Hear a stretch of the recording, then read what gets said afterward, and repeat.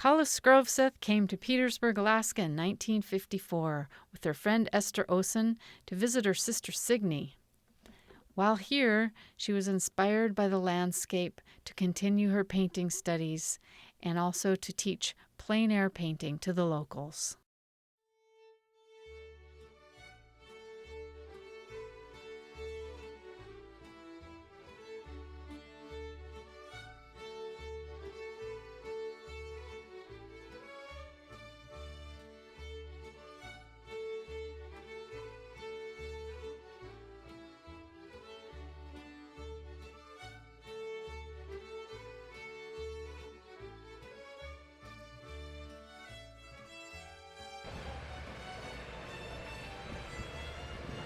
Kalla doll, now called Ocean Beauty.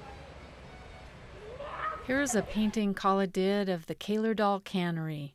She worked here picking shrimp, and she painted this picture for her boss, Joe Kawashima. She painted this from the house she was staying in at Ann Thompson's.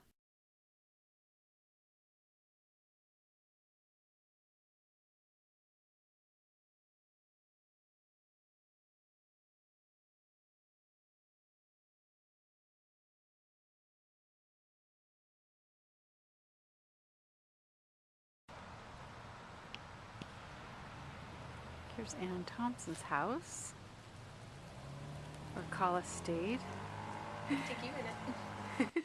So you've owned the house for about 6 years. And it's 2013 now, so okay. I don't subtract well on pressure demand, so yeah, whatever that makes it. But yeah, Ann Thompson, I think she died in 2001, and then Dan and Carol Wentz had it from the estate sale, and they had it for about 3 years, and then we bought it. And he fixed all the internal guts, which was great. And so yeah, it's 100 years old this year, this house.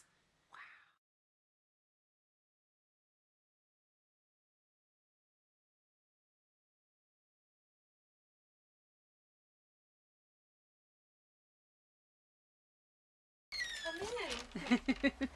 Hey. Thank you. It's still about me pitching out there. Oh, fun.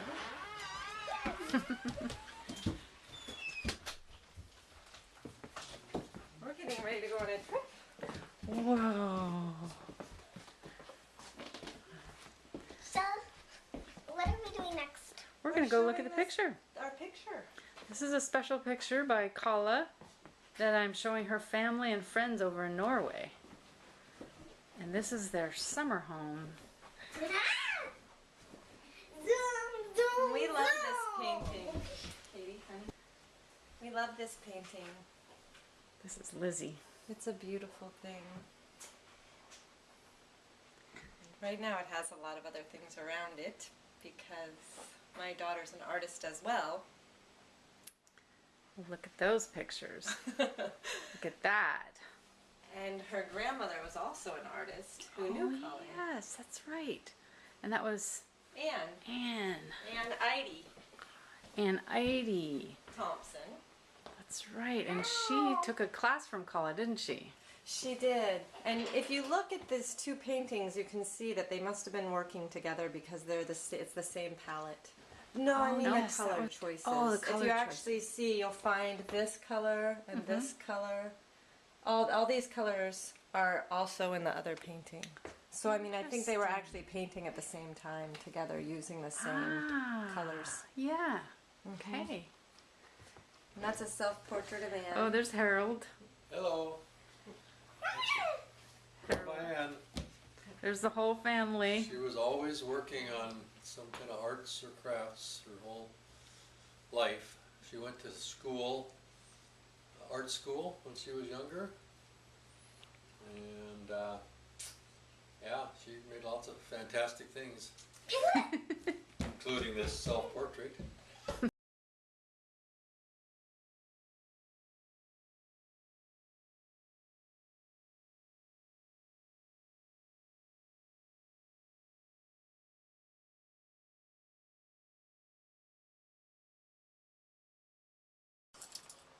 We're coming into my Aunt Polly's house. And she was in Kalla's class. Hello, Heidi. Welcome. I Thank was you. interested in the classes that you took with her. You say they were mostly outside? Oh yes, they were all outside.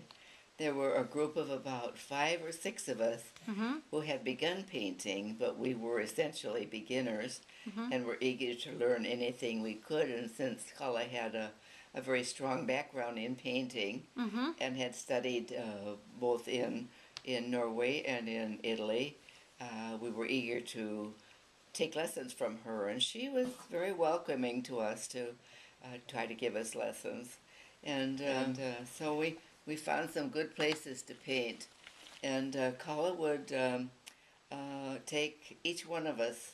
We were sprinkled around, not in a group at all, but we each found our own site within a close area where she could easily get around and reach each one of us. And she would settle down with each of us in turn. As the painting went forth for maybe a couple hours in an afternoon, and point out things.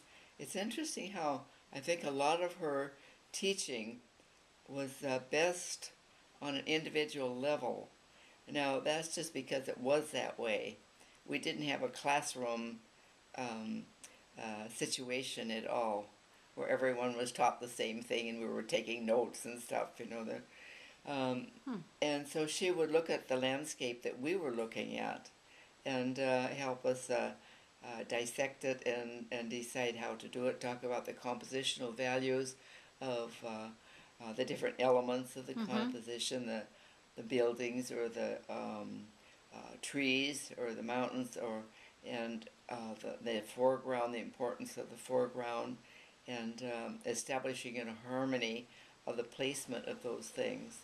Here's a picture that Polly painted when she was taking Kalla's class. It was looking out to Petersburg Mountain, and I think it was down at Singley Alley, or Birch Street. We'll go down and check it out.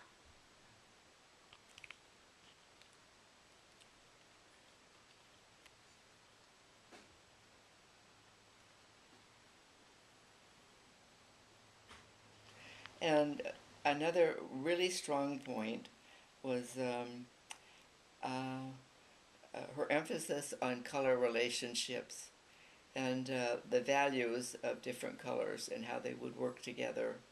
And that was one of her really strong points for all of us. We talked about it afterwards for years.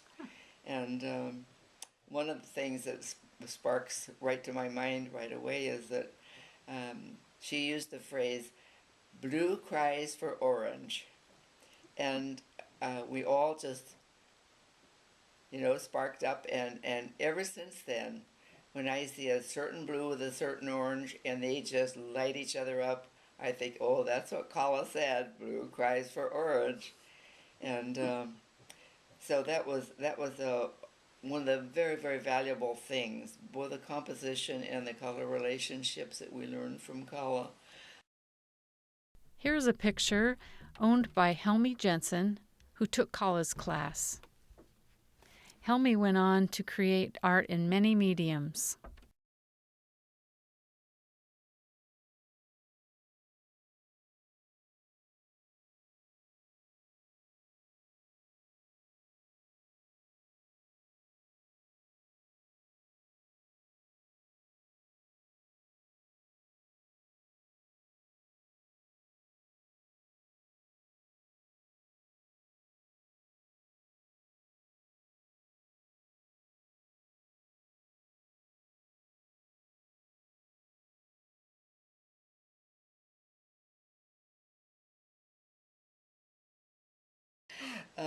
I like the picture that's now being held at the hospital. I admire it very much. And at one time, I would go back when I was working at the hospital as a nurse. I would go to the picture and look at and study the colors that she used, and then the way that she presented the deer with its nose a little bit in the air, sniffing, very aware of the environment, and looking down from the mountaintop toward the town of Petersburg. I think I feel very moved by that painting, and I hope that it gets a good place always in our community.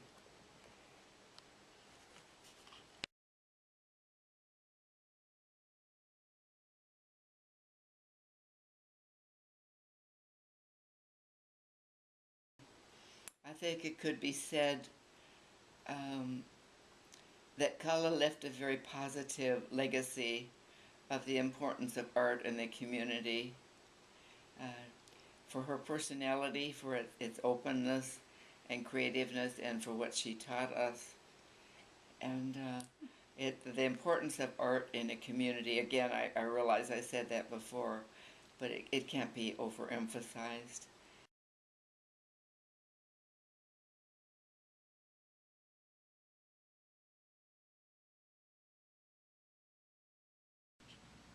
Here's the chair that Kalla painted at the Haltner house.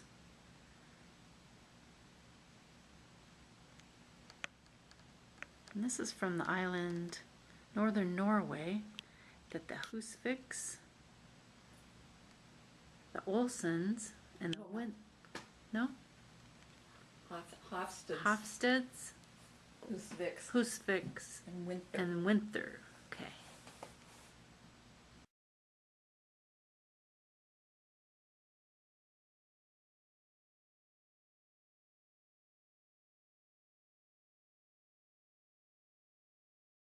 No, that's fine. And here is the picture that Kalla has lived in your family for a while. Yep. Yeah.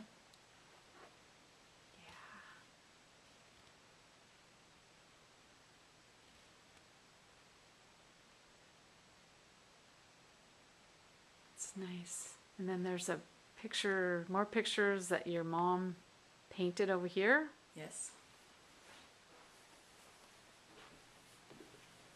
Yeah. This is one up Hammer Slough. Mm-hmm.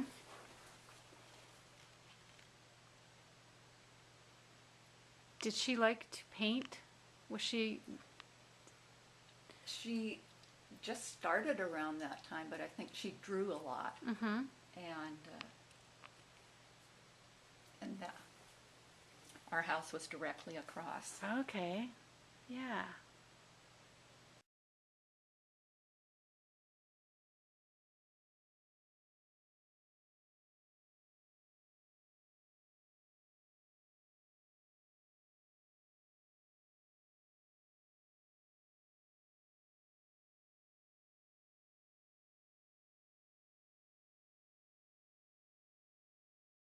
As soon as Kalla arrived, she found her church home at Petersburg Lutheran. One local, Colleen Nicholson, remembers. I've always been so thankful that we got acquainted with Esther and with Kalla, because they brought to us the importance of shared faith when we couldn't share the same language. We did share the same language, but in limited amounts or in limited ways. And I'll always remember both of those women with great fondness. They did a real good job of modeling what it's like to have the Spirit of God in you. They were teachers. Hi, my name is Pastor Mike Schwarty. I'm the Lutheran pastor here at Petersburg Lutheran Church, and I've been in this town for a number of years. It's an honor and a privilege for me to be the pastor here. This is our 5th year, my wife and I, of being the pastor here. Hi, Mara. And hello to everybody in Norway. Takk skal du ha. Yesterday. Thank you.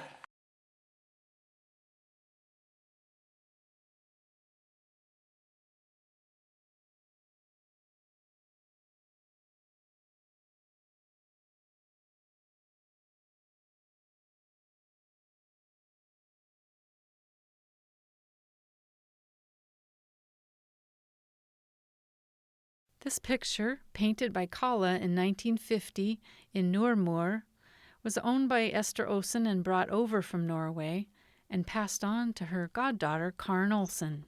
She's very fond of it.